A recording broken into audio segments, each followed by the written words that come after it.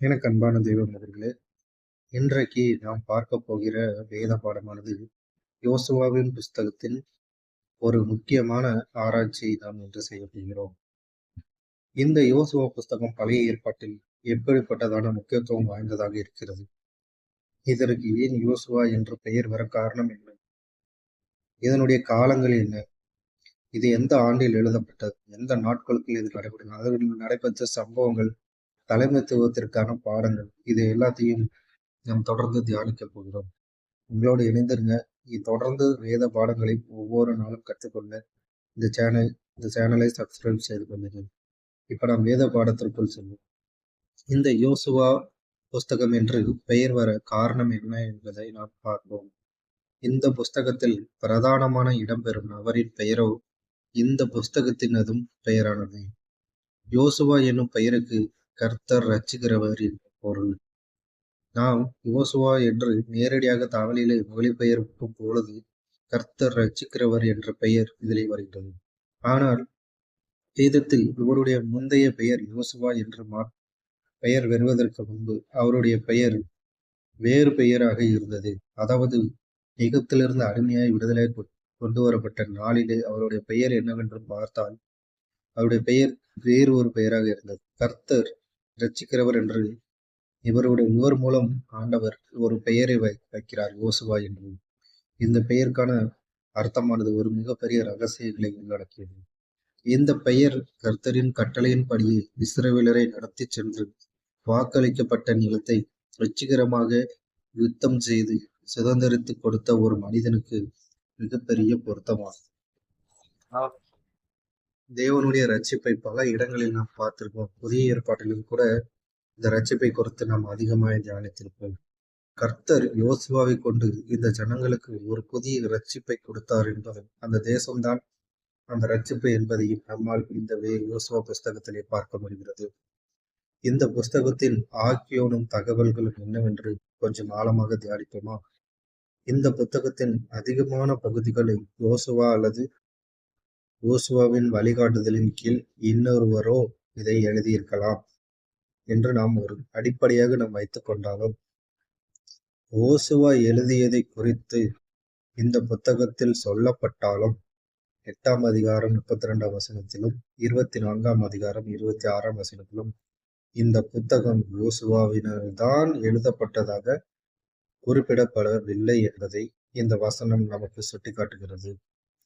அடிக்கடி பயன்படுத்தப்பட்டுள்ள இந்நாள் வரைக்கும் என்ற சொற்றொடரை, அதாவது அந்த யோசுவாவின் புஸ்தகம் 4ஆம் அதிகாரம் 9ஆம் வசனம், 5ஆம் அதிகாரம் 9ஆம் வசனம், 6ஆம் அதிகாரம் 25ஆம் வசனம், இவை அனைத்தையும் கவனத்தில் கொண்டு பார்க்கும் போது நடைபெற்ற நிகழ்வுகள் இந்த புஸ்தகத்தில் பதிவு செய்யப்பட்டதற்கு பின்பு முழுமையாக எழுதி முடிக்கப்பட்டதற்கும் இடையில் ஒரு கால இடைவெளி இருப்பதை நம்மால் காண முடிகிறது. யோசுவாவின் மரணத்திற்கு பின்பு பிரதான ஆசாரியரான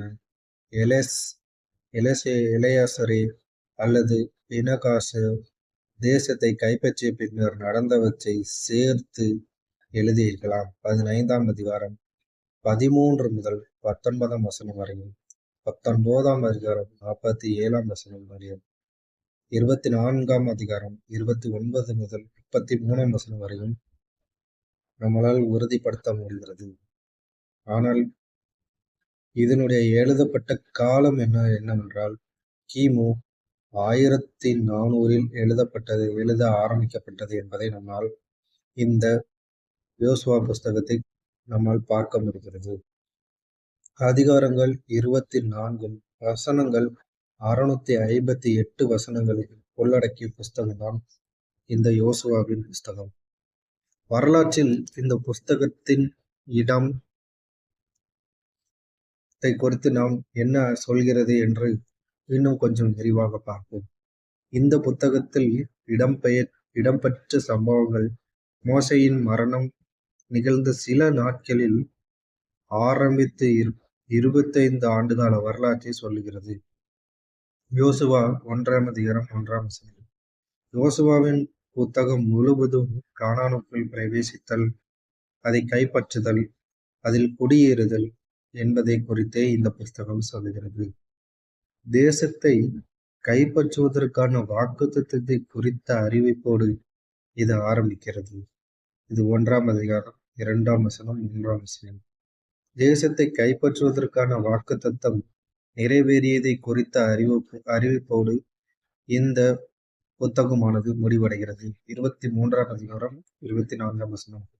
தேசத்தை கைப்பற்றும் நிகழ்வுகள் 7 ஆண்டுகள் நடந்தன. இஸ்ரவேலர் 30க்கும் மேற்பட்ட வெவ்வேறு சேனைகளோடு யுத்தம் செய்தார்கள். இதிலே 3 யுத்த முன்னெடுப்புகள் செய்யப்பட்டன. முதலாவது கானானின் மத்திய பகுதியில், யோசுவா 6ஆம் அதிகாரம் 8ஆம் வசனம். இரண்டாவது கானான் தெற்கு பகுதியில், யோசுவா 9ஆம் அதிகாரம் 10ஆம் வசனம். அதாவது இதுல எப்படி குறிப்பிட்டிருக்காங்கன்னா 6ஆம் அதிகாரம் முதல் 8ஆம் அதிகாரம் வரை முதலாவது யுத்தம். இரண்டாவது யுத்தம் கானானின் தெற்கு பகுதியில் 9ஆம் அதிகாரம் முதல் 10ஆம் அதிகாரம். கானானின் வடக்கு பகுதியில் 11ஆம் அதிகாரம் 12ஆம் அதிகாரம். மொத்தம் 4 அதிகாரங்கள் வருகின்றன. 6, 8, 9, 10, 11, 12. இது எங்கெல்லாம் நடக்குதுன்னா கானானின் மத்திய பகுதி, கானானின் தெற்கு பகுதியிலும், கானானின் வடக்கு பகுதியிலும் இந்த 3 யுத்தங்களை மையமாக காட்டப்படுகிறது. இந்த யோசுவாவின் புஸ்தகத்தின் குறித்த ஒரு பிரதான நிகழ்வுகளை கொஞ்சம் விரிவாக பார்க்கலாம். ஆதியாகமத்தில் இதுல யோசுவாவின் 1 முதல் 5ஆம் அதிகாரம் வரைக்கும் யோசுவா மோசேக்கு அடுத்த தலைவனாகுதல், இஸ்ரவேலை நடத்தி செல்லுதல், கானானியர்களோட யுத்தம், எரிகோ. முதலாவது எரிகோ, கர்த்தர் யாவற்றையும் செய்வார். ஆயி பட்டணம், ஆகானின் ஆகாத காரியத்தால் தோன்றி. கிபியோனியர்கள், யோசுவா கர்த்தரிடம் கேட்காமல் சமாதான உடன்படிக்கை செய்தார். கானானின் தெற்கு வடக்கு ராஜாக்களோடு செய்த 31 யுத்தங்கள். யோசுவா இஸ்ரவேல் கோத்திரங்களுக்கு பங்கிட்ட தானியச்சுகளின் விவரம். யோசுவாவின் இறுதி வார்த்தைகள். மோசேயின் பிரியாவிடை செய்திக்கு ஒத்தது. தேவனுடைய உடன்படிக்கைக்கு உண்மையாயிருந்து அவரது கட்டளைகளை கைக்கொண்டு நடக்க அழைப்பு. கீழ்ப்படியாமை குறித்த எச்சரிப்பு. யாரை சேர்ப்பீர்கள் என்று இன்று தெரிந்து கொள்ளுங்கள் என்பது மூலம் யோசுவாவின் போதனைகளோடு இங்கே முடிவடைகிறது. அடுத்த தலைமுறைக்கான தலைவனான யோசுவாவை குறித்து நாம் அதிகமாக தியானிக்க போகிறோம். ஆனால் இன்றைக்கு இந்த பாடம் இதோடு முடிவடைகிறது. நாளைக்கு இதனுடைய பகுதி 2 இந்த தலைமைத்துவத்தை குறித்து இன்னும் விரிவாக பார்ப்போம். கடைசியாக இந்த தலைமுறை தலைவனான யோசுவாவை குறித்து நாம் கொஞ்சம் விரிவாக பார்க்கலாம். இந்த எப்பிராயிம் கோத்திரத்தை சேர்ந்தவன் 85 வயதில் இஸ்ரவேலின் தலைவனானான். இஸ்ரவேல் ஜனத்தை 25 ஆண்டுகள் வழிநடத்தியவன் 110 வயதில் மரித்தான். தேவன் தமது வாக்குத்தத்தங்களை நிறைவேற்ற உண்மையுள்ளவர். தேவன் தமது நோக்கத்தை நிறைவேற்ற உண்மையுள்ளவர்களை தேடுகிறார். நூலின் காரியங்கள் முடிவற்ற பின்னர் உடனடியாக யோசுவாவின் புஸ்தகம் வருகிறது.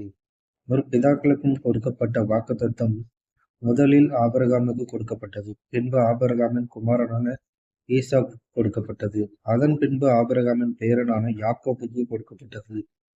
40 ஆண்டுகளுக்கு முன்பாக தமது ஜனத்தை எகிப்தின் அடிமைத்தனத்திலிருந்து மீட்டு வாக்களிக்கப்பட்ட நிலப்பரப்பிற்கு வழிகாட்டி அழைத்து வர தேவன் மோசேயை தெரிந்து கொண்டார். இப்பொழுது அநேக ஆண்டுகள் வனாந்திர அலைதலின் பின் அந்த நிலப்பரப்பிற்குள் தமது ஜனத்தை அழைத்து செல்லவும் அதை கையகப்படுத்தவும் அதை தேவன் அவர்களுக்கு அளிக்கும் சுதந்திர விதமாய் பகிர்ந்தளவும் புதிய மோசேயான யோசுவாவை தெரிந்து கொள்ளப்படுகிறார். இதன் மூலம் நாம் கொஞ்சம் விரிவாக யோசுவாவை குறித்து நாம் தியானித்தோம். எனக்கு அன்பானவர்களை, நாளைக்கு இந்த தலைமைத்துவத்திற்கான பாடங்களை குறித்து இன்னும் அதிகமாக ஒரு விரிவான விளக்கத்தோடு நாம் பார்க்கிறோம். இன்றைக்கு ஒரு சிறிய விளக்கங்களை கொடுக்க முடித்திருந்தாலும் நாளைக்கு நாம் இதைவிடையும் அதிகமான விளக்கங்களோடு இந்த தலைமைத்துவத்தை குறித்து தியானிப்போம். இன்றைக்கு இந்த பாடம் முடிவடைந்த நிலையில் இந்த புத்தகமானது உங்களுக்கு வேண்டும் என்றால் நீங்கள் உங்களுடைய நம்பர் இந்த வீடியோவில் உங்களுக்கு கொடுக்கப்படும். நீங்கள் எங்களை அணுகி இந்த புத்தகத்தை நேரடியாக வாங்கிக் கொள்ளலாம்.